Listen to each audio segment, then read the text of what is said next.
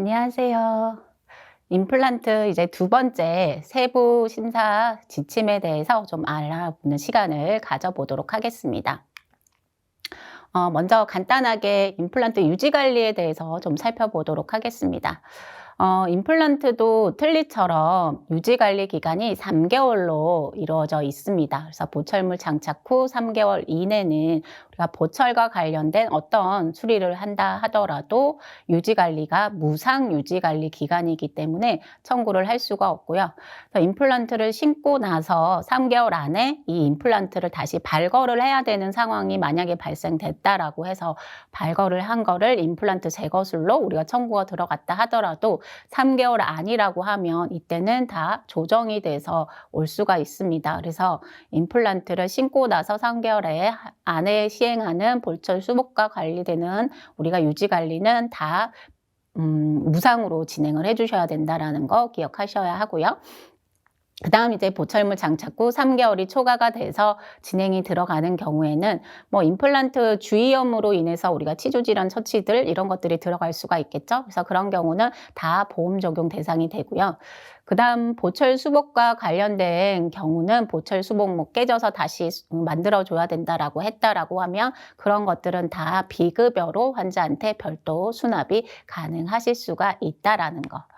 그래서 3개월 이후에는 지금 화면에서 보는 것처럼 우리가 지대주, 나사 풀림 또는 파절 이런 거, 그 다음에 보철물 도제 파절, 임저치 사이에 음식물 끼임 현상 해서 우리가 인전면 재료 첨가라든지 재제작이라든지 이런 것들이 들어가는 거, 지대주가 파절이 돼서 보철물 재제작이 들어간다라든지 이런 것들이 들어가는 경우에는 다 3개월 이후이기 때문에 비급여로 우리가 적용을 해주셔야 합니다.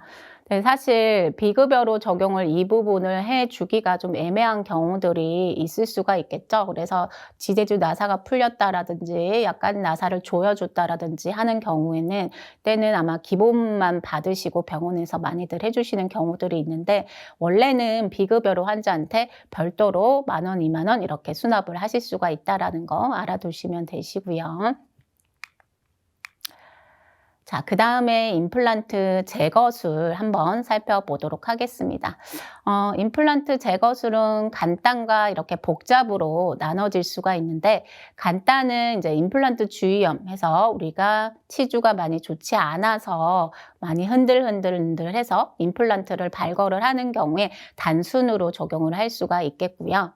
그 다음에 임플란트 제거 복잡으로 산정하는 경우라면 임플란트 피스처가 이제 식립이 되는 부위가 골유착이 엄청 잘 되어 있기는 해요. 그래서 골유착이 엄청 잘 되어 있는데 이때 임플란트가 파절이 되는 경우들이 발생을 할 수가 있겠죠. 그래서 파절이라든지 신경 손상으로 인해서 우리가 제거가 들어가는 경우에는 복잡으로 산정을 할 수가 있다라는 거. 그래서 단순으로 우리가 산정이 들어갈 때는 저 같은 경우는 치주염으로 보통 이렇게 좀 합니다. 그래서 상병을 만성단수 치주염으로 이렇게 얘기를 하고요.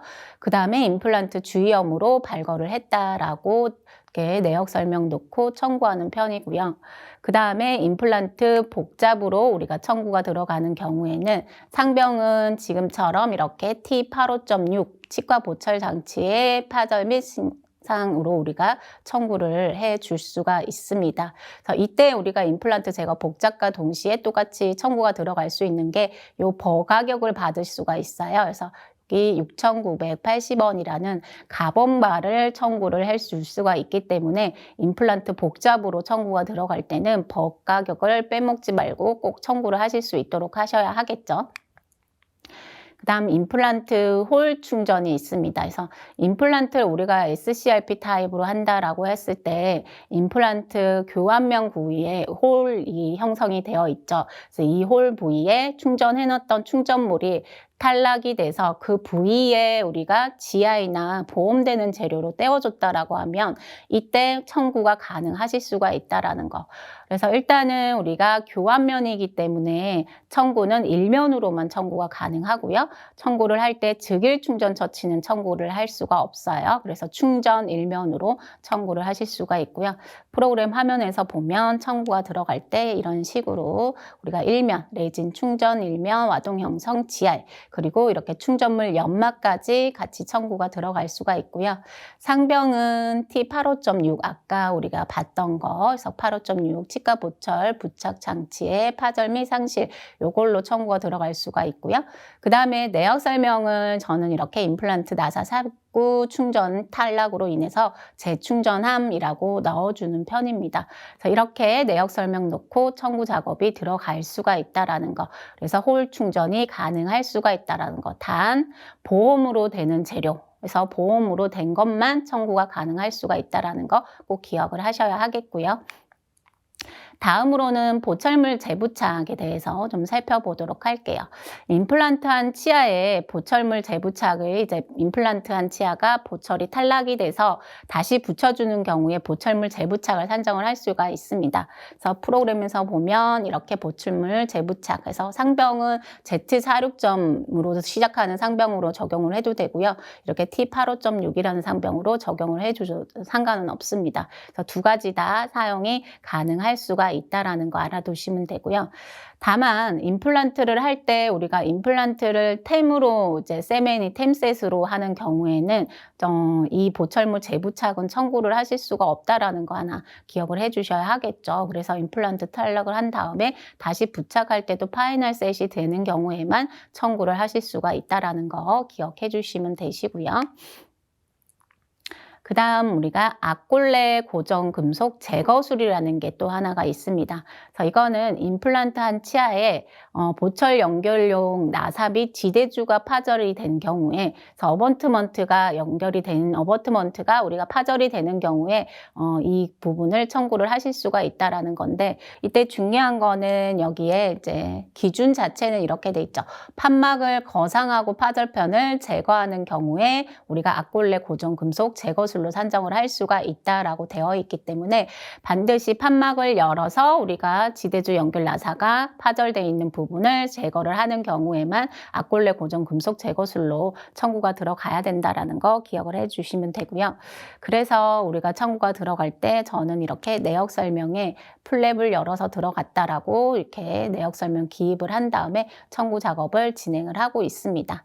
그래서 하신 경우라고 한다면 악골레 고정 금속 제거술도 간혹 있을 수가 있기 때문에 빼먹지 말고 청구가 들어가야 하겠죠. 이제 다음 세부 지침을 좀 살펴보도록 하면은요.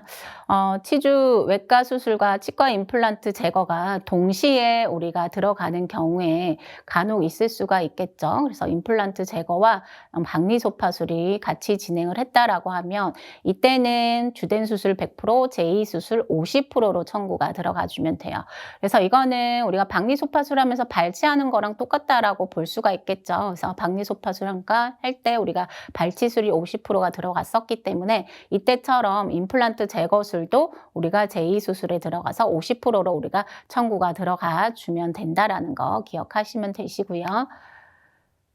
두 번째 이제 임플란트 치아 주위염 정막 박리소파술이라는 게 있어요. 그래서 임플란트 한 치아도 치주염 발생을 할 수가 있겠죠. 그래서 임플란트 한 치아에 지금 사진처럼 보는 것처럼 플랩을 열어서 우리가 임플란트 큐를 가지고 치주 처치가 들어가는 경우에 임플란트 한 치아라 하더라도 박리소파술 간단 그리고 혹은 박리소파술 복잡으로 청구 작업이 진행이 될 수가 있다라는 거.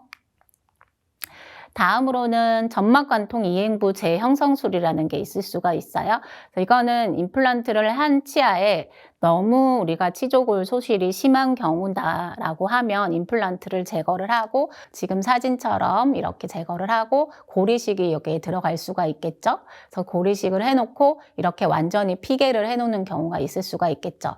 그리고 시간이 어느 정도 지난 다음에 여기를 다시 여는 거를 우리가 관통이행부 재형성술이라고 얘기를 합니다. 이때 우리가 할 때 청구가 가능한 거는 박리소파술 간단으로 청구를 할 수가 있고요. 아니면 치은 이식술과 같이 동시에 진행이 됐다라고 하면 치은 이식술로 청구가 들어가면 되겠습니다.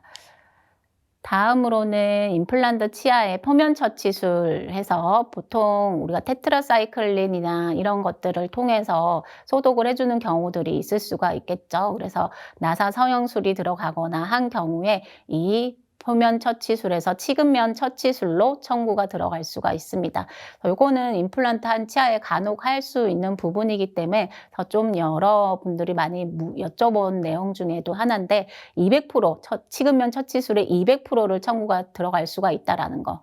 다만 치근면 처치술 200%가 들어가야 되기 때문에 반드시 내역 설명에 임플란트 한 치아에 치근면 처치술이 들어갔다라고 적어주셔야지 삭감이 되지 않는다라는 거. 그래서 전산상에 치근면 처치술이 왜 200%로 들어왔지 하고 조정이 되는 경우들이 많기 때문에 내역 설명에 반드시 꼭 치근면 처치술을 임플란트 한 치아에 했다라고 적용을 해주셔야 합니다. 그래서 적용을 하고 우리가 치근면 처치술로 200% 산정이 가능하실 수가 있다라는 거. 그 다음 우리가 치조골, 골 이식한 거 또 청구가 가능하실 수가 있는데요. 여기서부터는 치조 치료 들어가는 거랑 똑같습니다. 그래서 임플란트 한 치아에 치조골이 소실이 돼서 치조골 이식이 부가적으로 더 들어갔다라고 하면 치조골 이식이라는 우리가 행위가 있죠. 보험 청구를 할 수 있는 행위가. 그래서 치조골 이식술로 산정이 가능한데 치조골 이식에는 가와 나가 두 가지로 나눠질 수가 있어요. 가는 동종골, 이종골, 합성골 이식을 한 경우에 가로 산정을 해줄 수가 있고요. 그 다음에 자가골 이식을 한 경우에는 나로 산정이 들어갈 수가 있어요. 물론 이제 치주 파트죠. 치주 파트이기 때문에 전처치로 치석 제거라든지 이런 것들이 먼저 선행이 된 다음에 우리가 치조골 이식술 같이 동반해서 청구가 가능하실 수가 있다라는 거.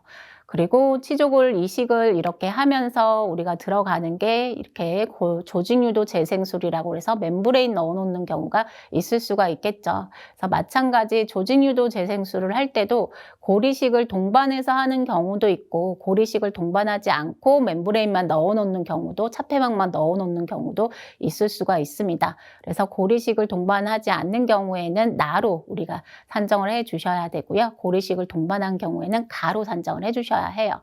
그래서 임플란트한 치아라 하더라도 이렇게 박리소파술도 가능하고 치조골 이식술도 가능하실 수가 있다라는 거. 그래서 치주 치료를 같이 병행해서 많이 사용을 해준다라고 하면 환자분들이 임플란트한 치아를 훨씬 더 오래 쓰지 않을까라는 생각을 해봅니다.